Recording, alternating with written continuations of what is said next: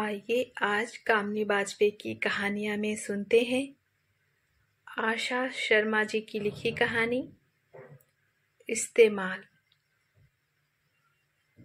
अवनी जहाँ तेज तर्रार और स्मार्ट थी, वहीं निम्मो शांत व सहनशील। अवनी उसकी सहनशीलता का पूरा फायदा उठाती थी, मगर एक दिन कॉलेज में पासा पलट गया और फिर कॉलेज से आते ही निम्मो ने अपना बैग जोर से पटका तो सरला समझ गई कि जरूर आज फिर कॉलेज में कुछ ऐसा वैसा घटित हुआ है। क्या हुआ? सरला ने पूछा। अवनी अवनी अवनी, पता नहीं यह जिन्न मुझे कब छोड़ेगा। निम्मो गुस्से में बड़बड़ाई। लेकिन हुआ क्या है? सरला ने फिर पूछा। वही जो आज तक होता आया है, हमारी तुलना और क्या। मुझे मैम ने एनुअल फंक्शन में होने वाले रैंप शो का शो स्टॉपर बनने से आउट कर दिया, निम्मो ने बताया। अरे, कल तक तो तुम ही शो स्टॉपर थी। पिछले 10 दिनों से तुम लगातार प्रैक्टिस कर रही हो। तुम्हारी तो कॉस्ट्यूम भी फाइनल हो चुकी थी, फिर अचानक ऐसा क्या हुआ? सरला ने आश्चर्य से पूछा। आज जब फाइनल रिहर्सल हो रहा था तो अचानक अवनी ने रैंप पर आकर कहा, मैं बताती हूँ तुम्हें कैसे वॉक करना चाहिए।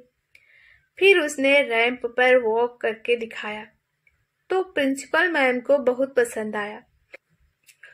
उन्होंने कहा कि इस फैशन शो में शो स्टॉपर के लिए अवनी को ही फाइनल कर दो, और मुझे आउट कर दिया गया। निम्मो ने मुंह सिकोड़ते हुए कॉलेज का सारा घटनाक्रम कह सुनाया। यह तो दुनिया की बहुत पुरानी रीत है, लोग दो बहनों में तुलना करते ही हैं। कहते हुए सरला ने उसे सहज करने की कोशिश की। लेकिन क्यों? मैं हूं और अवनी अवनी, हम दोनों अलग हैं। फिर लोग हमें एक दूसरे से जोड़कर देखते हैं। मैं खुद के जैसी ही रहना चाहती हूँ, किसी और के जैसी नहीं बनना चाहती। निम्मो आवेश में आ गई। निम्मो के अपने तर्क थे और वे अपनी जगह सही भी थे, मगर सरला जानती थी कि अपने आप को ही बदला जा सकता है, दुनिया को नहीं। वह रसोई में जाकर निम्मो के लिए खाना गरम करने लगी। खाना खाकर निम्मो सो गई। सरला भी वहीं लेटी धीरे धीरे उसके बालों में हाथ फेरती रही। इसके साथ ही कई पुरानी बातें भी जहन में घूमने लगी। अवनी सरला के भाई रवि की बेटी है और निम्मो से केवल 4 दिन ही बड़ी है। दोनों बहनों ने एक साथ एक ही स्कूल में पहला कदम रखा था। दोनों को एक ही स्कूल में एडमिशन दिलाया गया था ताकि दोनों को एक दूसरे का साथ मिल सके और उन्हें वहां अकेलापन न खले। साथ ही होमवर्क आदि में भी मदद मिल सके। मगर दो जनों में तुलना करना लोगों का स्वभाव होता है, तब तो और भी ज्यादा जब उनका आपस में कोई नजदीकी संबंध हो। सबसे पहले उनकी स्कूल टीचर्स ने दोनों बहनों की आपस में तुलना करनी शुरू की। कभी उनके मार्क्स को लेकर तो कभी उनकी क्लास में परफॉर्मेंस को लेकर। कभी स्पोर्ट्स में उनके प्रदर्शन की तुलना होती तो कभी हेल्थ और हाइट को आपस में कंपेयर किया जाता। निम्मो अक्सर हर बात में अवनी से 19 ही रहती। सब उसे अवनी का उदाहरण देते और कमतरी का एहसास कराते। सुनकर निम्मो बुझ जाती। सरला को पहली बार बेटी के दर्द का एहसास उस दिन हुआ था जब वह केजी क्लास में पढ़ती थी। निम्मो ने एक दिन स्कूल से आते ही कहा था, मुझे नहीं पढ़ना इस स्कूल में, यह स्कूल अच्छा नहीं है। यहाँ सब अवनी को ही प्यार करते हैं, मुझे कोई प्यार नहीं करता। सरला के पूछने पर निम्मो ने बताया, आज क्लास में टीचर ने ड्राइंग बनवाई थी। मेरी शीट देखकर मैडम ने कहा कि अवनी की शीट देखो कितनी सफाई से ड्रॉ की है, इसे कहते हैं ड्राइंग। कुछ सीखो अपनी बहन से। और निम्मो फिर रोने लगी। सरला के लिए यह बड़ी मुश्किल घड़ी थी। एक तरफ बेटी थी और दूसरी तरफ भतीजी। धर्म संकट में फंसी सरला को कोई उपाय नहीं सूझ रहा था। रोती हुई निम्मो को सीने से लगाने के अलावा उसके पास कोई और उपाय था भी नहीं। अवनी जहां स्वभाव से तेज तर्रार और स्मार्ट थी, वहीं निम्मो शांत और सहनशील। अवनी उसकी सहनशीलता का पूरा फायदा उठाती थी। वह अक्सर निम्मो पर हावी हो जाती। कई बार तो अपना होमवर्क भी निम्मो से करवा लेती थी। धीरे धीरे अवनी के खुद से बेहतर होने का भाव निम्मो के भीतर जड़ें जमाने लगा। वह स्कूल में तो अवनी का विरोध नहीं कर पाती थी, मगर घर आकर रोने लगती थी। अवनी के सामने निम्मो का व्यक्तित्व दबने लगा। अवनी निम्मो के लिए उस बरगद के पेड़ जैसी हो गई थी, जिसके नीचे निम्मो पनप नहीं पा रही थी। सरला उसे बहुत समझाया करती थी कि इस दुनिया में कोई भी व्यक्ति परफेक्ट नहीं होता। हर किसी में कोई ना कोई कमी होती ही है, लेकिन वे लोग बहुत बहादुर होते हैं जो उसे स्वीकार कर लेते हैं, और वो तो विरले ही होते हैं जो उस पर विजय पा लेते हैं। वे भी कुछ कम नहीं होते जो अपनी कमियों के साथ जीना सीख लेते हैं। मगर निम्मो का बालमन शायद इन बातों को समझने के लिए परिपक्व नहीं था। एक दिन निम्मो स्कूल से आई और आते ही घर में बने मंदिर में हाथ जोड़ने लगी। सरला को बड़ा आश्चर्य हुआ। उसने पूछा, आज हमारी निम्मो क्या मांग रही है कुदरत से?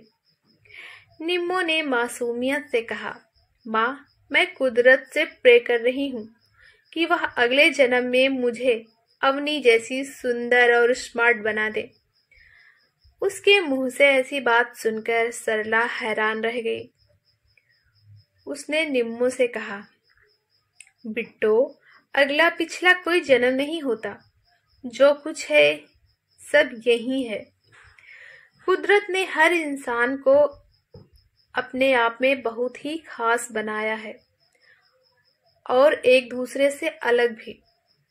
इसलिए तुम दोनों बहनें भी एक दूसरे से अलग हो। तुम दोनों की अपनी अपनी खासियत है। हाँ, इस जन्म में अगर तुम अच्छे काम करोगी तो बहुत अच्छी इंसान जरूर बन जाओगी। मगर निम्मो को माँ की बातें ज्यादा समझ में नहीं आई। उसके दिमाग में तो हर वक्त अपने आप को अवनी से बेहतर साबित करने की तरकीबें ही चलती रहती। सेकेंडरी स्कूल के रिजल्ट वाले दिन प्रिंसिपल मैम ने असेंबली में उन सब बच्चों के लिए तालियां बजवाई जिन्हें 80% से ज्यादा नंबर मिले थे। निम्मो और अवनी को भी स्टेज पर बुलाया गया। मार्क शीट देखकर टीचर ने कहा, यहाँ भी हमेशा की तरह अवनी ने ही बाजी मारी है। उसे निम्मो से 4 नंबर अधिक मिले हैं। बस फिर क्या था, निम्मो ने घर आकर रो रो कर बुरा हाल कर लिया। खुद को कमरे में बंद कर लिया और स्कूल छोड़ने की जिद पर अड़ गई। यह देखकर सरला ने सेकेंडरी स्कूल के बाद निम्मो का स्कूल चेंज करवा दिया। भाई ने कारण पूछा तो सरला ने सब्जेक्ट चेंज करने का बहाना बनाकर उसे टाल दिया। चूंकि अवनी पहले ही आर्ट्स सब्जेक्ट्स चुन चुकी थी, इसलिए निम्मो ने इंटरेस्ट न होते हुए भी कॉमर्स सब्जेक्ट चुना और इसी बहाने से अपना स्कूल बदल लिया। अवनी से दूर होते ही निम्मो का मानसिक तनाव छूमंतर हो गया और साल भर में ही उसका व्यक्तित्व निखर आया। बेटी का बढ़ता हुआ आत्मविश्वास देखकर सरला उसके स्कूल बदलने के अपने निर्णय पर खुश थी। 2 साल में ही निम्मो ने अपना कद निकाल लिया। हालांकि निम्मो की शारीरिक बनावट अवनी जैसी सांचे में ढली हुई नहीं थी, मगर उसकी सादगी में भी एक कशिश थी। जहां अवनी को देखकर कामुकता का एहसास होता था, वहीं निम्मो की सुंदरता में शालीनता और गरिमा थी। स्कूल खत्म होते ही अवनी ने भी निम्मो के ही कॉलेज में एडमिशन ले लिया। फिर से वही पुरानी कहानी दोहराई जाने लगी। फिर से वही दोनों बहनों में तुलना, मगर अब सरला के पास कोई दूसरा विकल्प नहीं था, क्योंकि कस्बे में एक ही कॉलेज था और इसी कॉलेज में पढ़ना दोनों की मजबूरी थी। अब तुम बच्ची नहीं हो निम्मो, अपनी लड़ाई अपने हथियारों से लड़ना सीखो। तुम्हारा आत्मविश्वास ही तुम्हारा सबसे पैना हथियार है। सरला बेटी को आने वाले कल के लिए तैयार करने में जुटी थी। यह उनके कॉलेज का पहला ही साल था, यानी दोनों में ही अभी स्कूल का लड़कपन बाकी था। जब एनुअल फंक्शन के रैंप पुशों में निम्मो की जगह अवनी को शो स्टॉपर बना दिया गया, तो निम्मो का स्वाभिमानी मन बहुत ही आहत हुआ और उसने शो में मॉडलिंग करने से मना कर दिया। तुम चाहो तो अपना यह आउटफिट लेकर जा सकती हो। यूं ना अवनी किसी की इस्तेमाल की हुई चीजें नहीं लेती। मैंने अपने लिए दूसरा आउटफिट मंगवा लिया है। प्रैक्टिस रूम छोड़कर बाहर आती निम्मो ने अवनी का ताना सुना, लेकिन कुछ बोली नहीं, चुपचाप रूम से बाहर निकल आई। अवनी जब अदा से अपने जलवे बिखेरती रैंप पर आई, तो ऑडिटोरियम में बैठी सभी लड़कियां तालियां बजाने लगी और लड़के सीटियां। निम्मो फंक्शन बीच में ही छोड़कर ऑडिटोरियम से बाहर आ गई। ऑडिटोरियम से बाहर निकलती निम्मो के कदमों की दृढ़ता और चाल का आत्मविश्वास बता रहा था कि उसके मन के भीतर चल रहे संघर्ष को विराम लग गया है। विचारों की उफनती नदी में डगमगाती नाव निर्णय के तट पर आ लगी है। या तो निम्मो ने इस बात को स्वीकार कर लिया था कि तुलना करना मानव स्वभाव मात्र है, इसे दिल पर लेना समझदारी नहीं है, या फिर यह हवाओं में तेज बरसात से पहले वाली चुप्पी है। अवनी ने अपनी अलग ही दुनिया बसा रखी थी। उसे अपनी मॉडल सी कदकाठी पर बहुत घमंड था। उसी के अनुरूप वह कपड़े भी पहना करती थी, जो उस पर बहुत फबते भी थे, और अधिक आधुनिक बनने के चक्कर में उसने सिगरेट भी पीना सीख लिया था। कभी कभी दोस्तों के साथ एकाध पैग भी लगाने लगी थी। जहां पूरा कॉलेज अवनी का दीवाना था, वहीं अवनी का दिल विकास में आकर अटक गया। इन दिनों सरला निम्मो में अलग तरह का चुलबुलापन देख रही थी। हर समय बिना मेकअप के रहने वाली निम्मो आजकल न्यूड मेकअप करने लगी थी।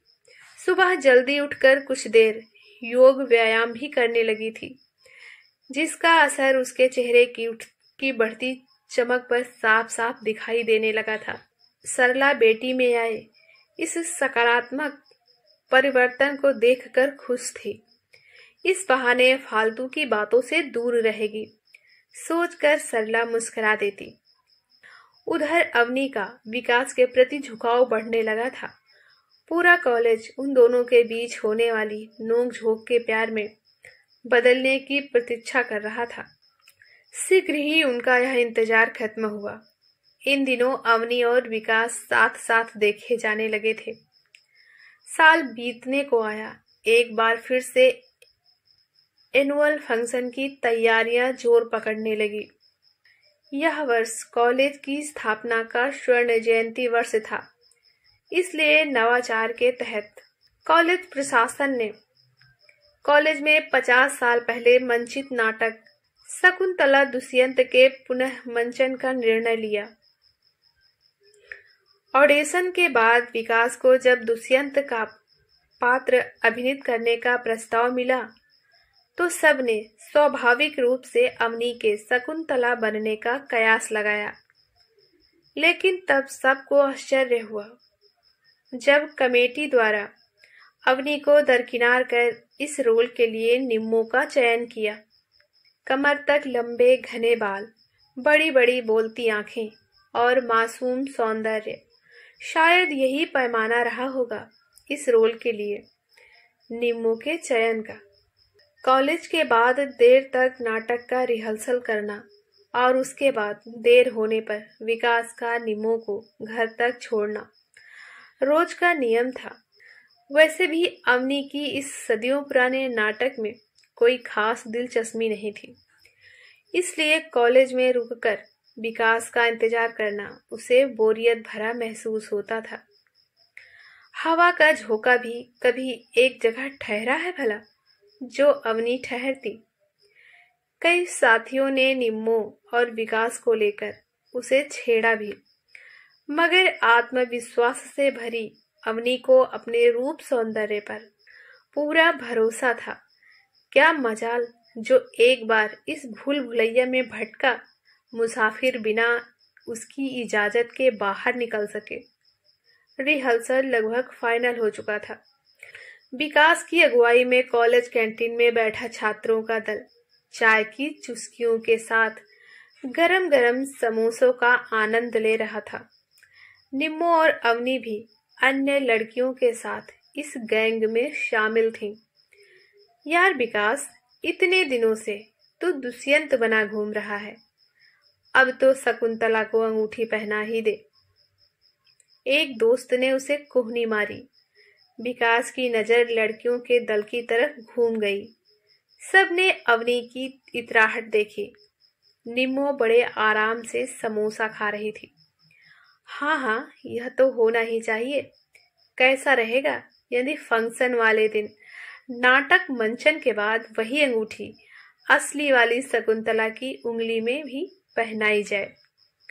दूसरे दोस्त ने प्रस्ताव रखा तो शेष गैंग ने भी मेजे थपथपाकर उसका अनुमोदन किया।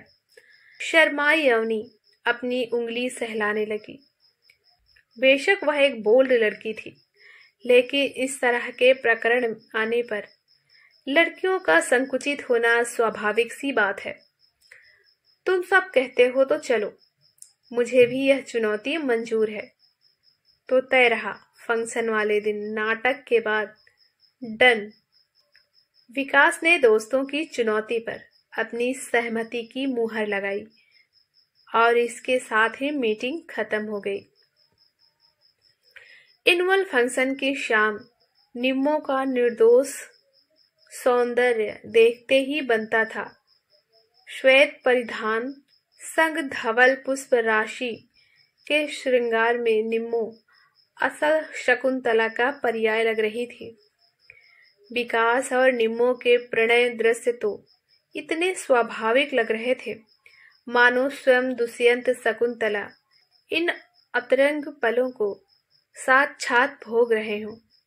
ऑडिटोरियम से बार बार बजती सीटियां और मंचन के समापन पर देर तक गूंजता तालियों का शोर नाटक की सफलता का उद्घोष कर रहा था।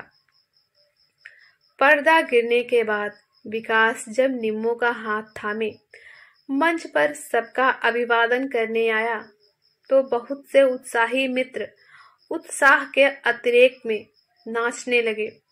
देर रात फंक्शन के बाद मित्र मंडली एक बार फिर से जुटी थी। सब लोग विकास और निम्मो को घेरे खड़े थे। दोनों विनीत भाव से सबकी बधाइयां बटोर रहे थे।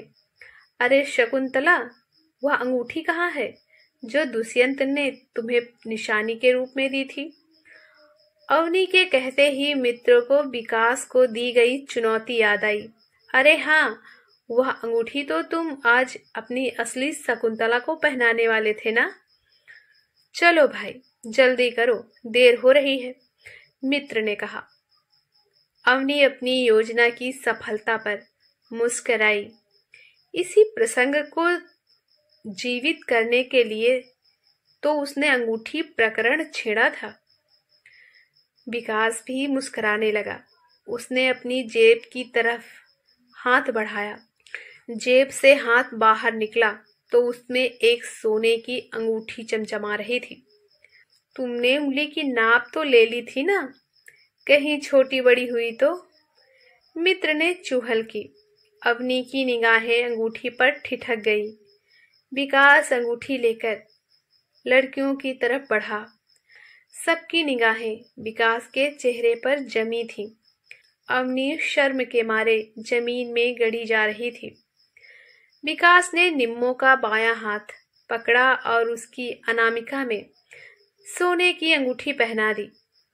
यह दृश्य देखकर वहां मौजूद हर व्यक्ति हैरान खड़ा रह गया, क्योंकि किसी ने इसकी कल्पना तक नहीं की थी।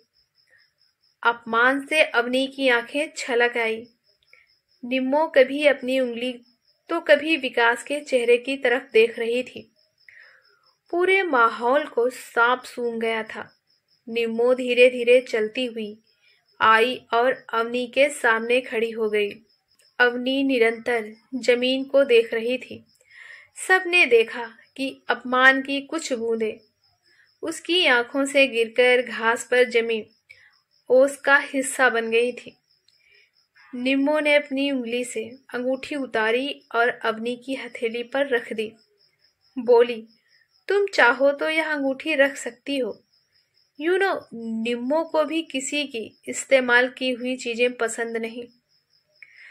कहती हुई आत्मविश्वास से भरी निम्मो सबको हैरान परेशान छोड़कर कॉलेज के मुख्य दरवाजे की तरफ बढ़ गई। हमारी पूरी कहानी सुनने के लिए आपका बहुत बहुत धन्यवाद। अभी आप सुन रहे थे आशा शर्मा जी की लिखी कहानी इस्तेमाल। पूरी कहानी सुनने के लिए आपका बहुत बहुत धन्यवाद। अगर आप हमारे चैनल पर पहली बार आए हैं तो प्लीज़ हमारे चैनल को सब्सक्राइब करना ना भूलें और अपना एक प्यारा सा छोटा सा कमेंट भी अवश्य करें।